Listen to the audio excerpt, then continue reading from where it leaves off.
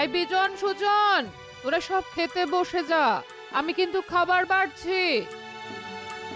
হ্যাঁ গো, শুনছো? তুমিও বসে পড়ো, সবাইকে একসাথে দিয়ে দেব। তোমরা বসলে লুচিটা ভেজে দেবো। উফ, কি মজা!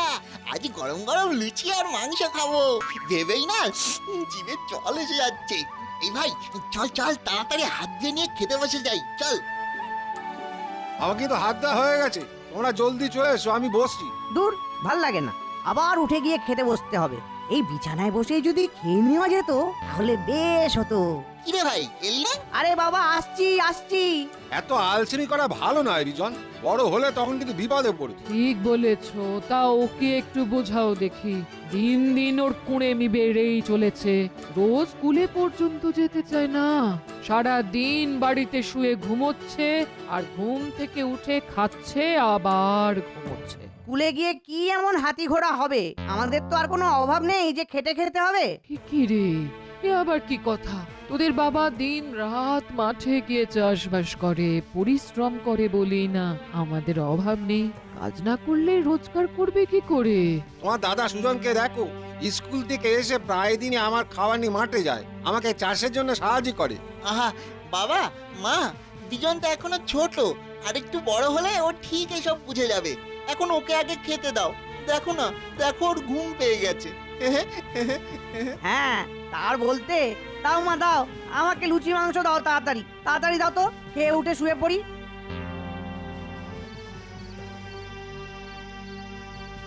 আরে কই গো, আমার পানটা দিলে না? হ্যাঁ হ্যাঁ, এই দিচ্ছি। এই আর অনেক বস্তা ওই ধান শহরে বিক্রি করতে যেতে হবে, বুঝলে? ওই সকাল সকাল রওনা না দিলে ফিরতে সন্ধে গড়িয়ে রাত হয়ে যাবে। তাই একটা চিন্তা হচ্ছে গিন্নি, ওই কালকে আনাজের ক্ষেতের ওই জল সেচা হবে না সারাদিন, সবজিগুলো নষ্ট না হয়ে যায়। ও তুমি ভেবো না, তোমার সবজির কোনো ক্ষতি হবে না, সব ঠিক থাকবে।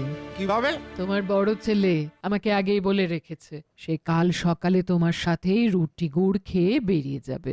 তুমি শহরে যাবে, আর সে যাবে আনাজ খেতে জল সেচতে। তাই নাকি? আমাদের কি ভাগ্য ভালো বলো দেখি গিন্নি।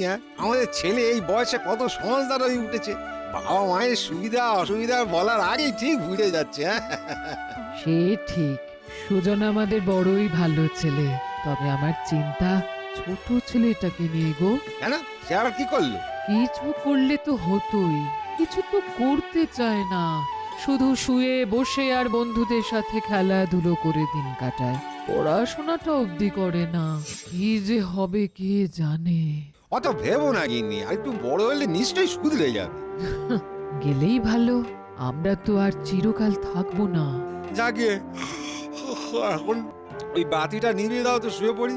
কাল অনেক ভোরে উঠতে হবে তো, সারাদিন অনেক কাজ আছে। হ্যাঁ হ্যাঁ হ্যাঁ, যাই যাই।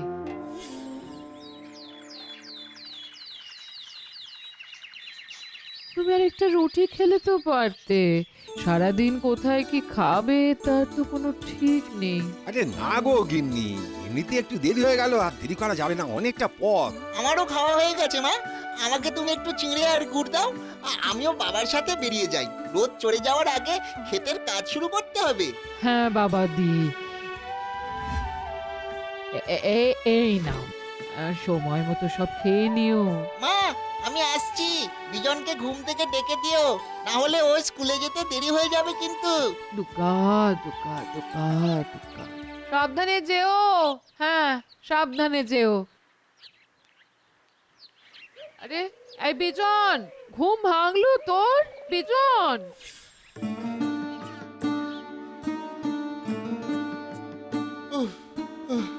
আজ বড্ড চড়া রোদ উঠেছে, একটু গাছের নিচে বসে বিশ্রাম নেই।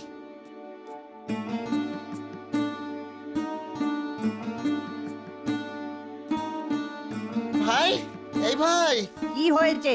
তুই স্কুলে না গিয়ে মাঠে খেলছিস, না করিস পড়াশোনা, না করিস কোনো কাজ, এভাবে কি দিন যাবে? আমি কাজ করতে যাব কোন দুঃখে? আমাদের কি কিছু অভাব আছে নাকি? আমি তোর মতো অত বোকা নই যে অকারণে খেটে খেটে মরবো। কেন বলছি, বড় হলে বুঝতে পারবি। হ্যাঁ, বড় হলে আমার কাজ করে দেওয়ার জন্য আমি কাজের লোক ডেকে দেব। তুই শুধু শুধুই খেটে মরিস, আমি খেলতে চললাম, তুই লাঙল ঠেলতে থাক। কবে যে ওর বুদ্ধি হবে কে জানে।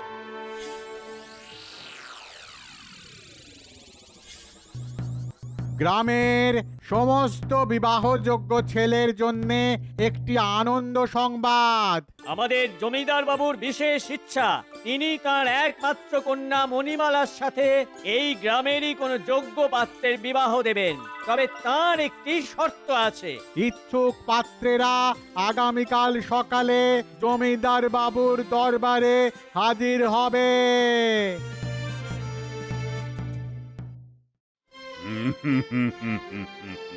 আজ আমি তোমাদের সকলকে 1 থলি স্বর্ণ মুদ্রা ও 5 বিঘা করে চাষ জমির অধিকার দেব। ঠিক 1 বছর পরে সকলে আবার এখানে উপস্থিত হবে।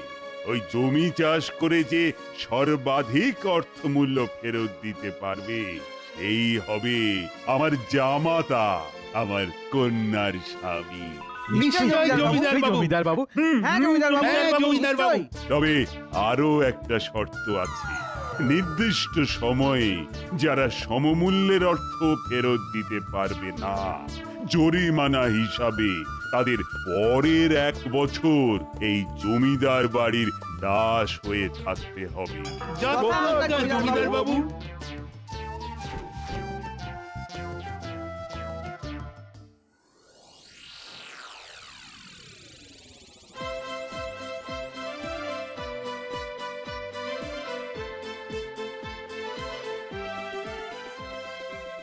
একসাথে 1 থলি মুদ্রা এই প্রথম হাতে পেলাম। কি করা যায় কিছু ভাবলি দাদা? হ্যাঁ, প্রথমে আমি এই মুদ্রার কিছু খরচ করে আরো বিঘা জমি কিনবো, বাকিটা দিয়ে বলদ, সার, লাঙল এইসব। তারপরে সারা বছর খুব মেহনত করে চাষবাস করব। তাহলেই ঠিক যথেষ্ট বেশি রোজগার করতে পারবো। তুই বোকাই রয়ে গেলি দাদা। আমি কি করব জানিস? কি করবি? এই মুদ্রার অর্ধেক দিয়ে গ্রামের 4 জন চাষিকে আমার জমিটায় চাষ করার জন্য বরাদ দেব। তারা আগামী 1 বছর আমার জমিতে খেটে চাষ করে আমাকে অনেক অনেক বেশি অর্থ ফেরত দেবে, বুঝলি? আর মুদ্রার বাকি অর্ধেক? ওটা দিয়ে এই 1 বছর আমি ফুর্তি করব। দাদা রে, তোর আর বুদ্ধি হলো না।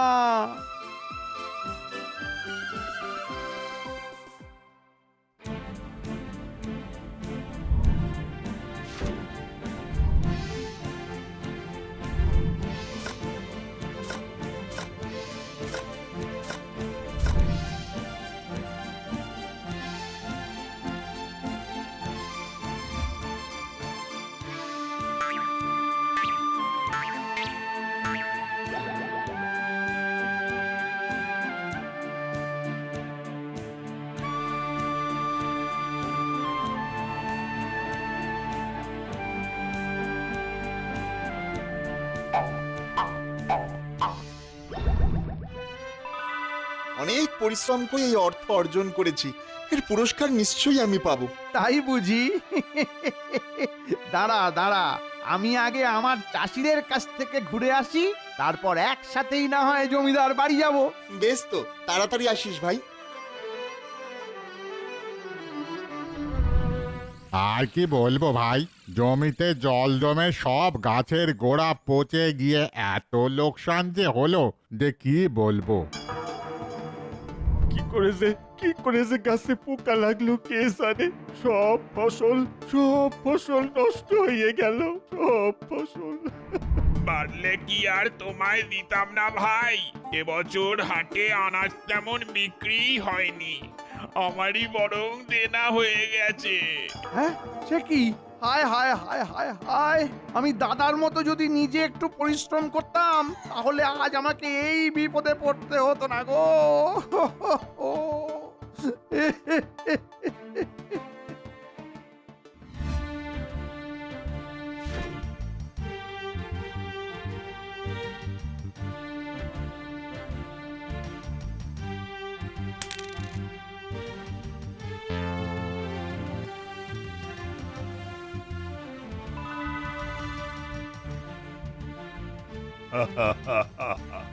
আমি আজ অত্যন্ত আনন্দের সাথে সুজনের সঙ্গে আমার কন্যা মণিমালার বিবাহ ঘোষণা করছি। সে নিজের শ্রম ও বুদ্ধির বলে আমার পরীক্ষায় সসম্মানে উত্তীর্ণ হয়েছে। আমার কন্যার জন্য আমি তো এমন বিচক্ষণ ও পরিশ্রমী পাত্রই খোঁজ করেছিলাম। সাধু সাধু। আর শর্ত পূরণ করতে না পারার জন্য বিজন আগামী 1 বছর সুজনের খাস অনুচর হিসেবে কাজ করবে।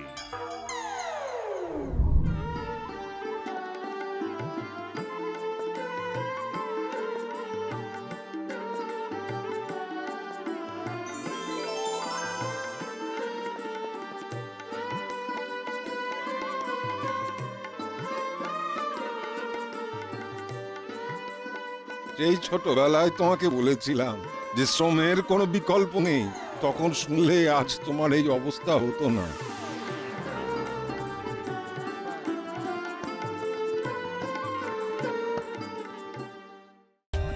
For more updates, subscribe to our channel, click the show links and enjoy watching the videos.